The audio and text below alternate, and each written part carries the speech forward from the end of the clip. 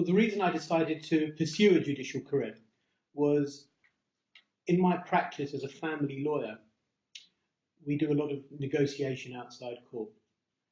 And not only are we trying to advance our clients' cases, but we're also trying to give some help to a family that have found themselves in some difficulty, whether it's over children or whether it's over finances. And so I found I was advising clients that this may be what you want, but in fact the judge might think that this is a better idea. So why don't you try something like that? And as I became more experienced in family law, I found that the judges were indeed telling clients what I'd advised them before. And so I thought to myself, well, if that's what the judge is advising, why don't I try and become the judge that's giving that guidance to parties? And it seemed to me like a natural next step.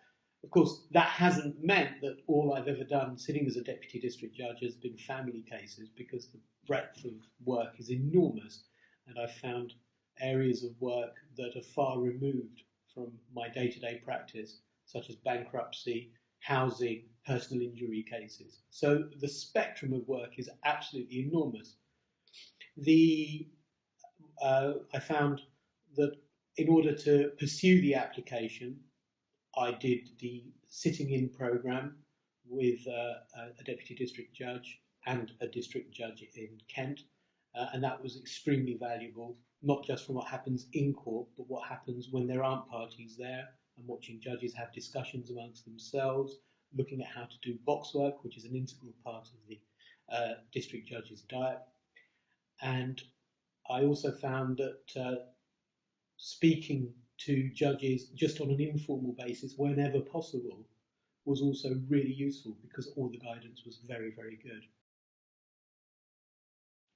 Well, some of the challenges that I encountered on the way were, firstly, how to fill out the application form, because it was the first time I'd done something like that, and actually the first time I'd ever found myself looking for a new career path for very many years. So the application form is centred around the applicant's competencies, and the answers that you give really inform those who are looking at it.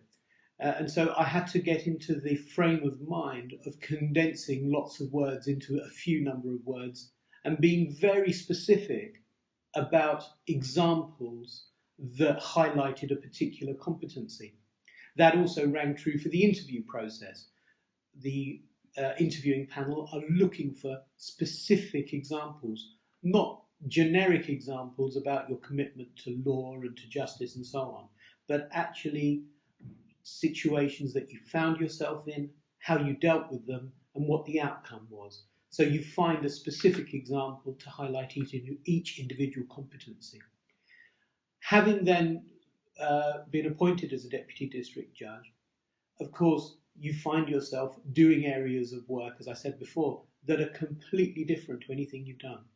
And so at first blush, that might appear daunting, but there is always help available. There was one specific time when I was on my way to a court thinking I was going to be doing a list of family cases, and I arrived to find that the lists had been swapped and that I had actually been given the insolvency list instead. And so I took a deep breath, and I went and spoke to one of the senior judges in the building, who readily directed me to the source materials that I needed to have with me. I'd also got my training notes with me. And once the list was up and running, it was actually one of the most rewarding days of judging I'd done.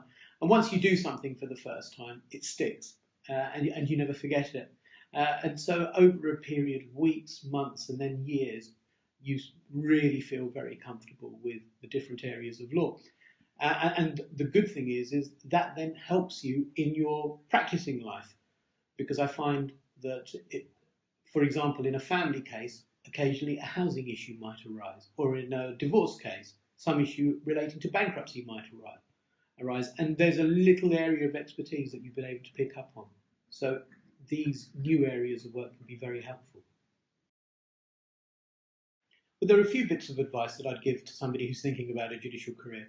The first is to see if you're eligible for a mentor. I'm a mentor, and I've had a meeting with somebody who's thinking about a judicial career, and we had very relaxed and formal discussion at which I went through some of the things that I've already spoken about, and we went into things in a little bit more detail. That's a really useful thing to do. The second thing is start to think about your competencies now. Have a look and see what examples you could use to fill out the application form or give answers at interview, because there are far more than you think, and once you think of one, they do come flooding in quite readily. And the final thing I'd say is, and this is particularly for anybody who's a barrister like I am, that you don't have to worry about the barrister judging balance. It works well for me.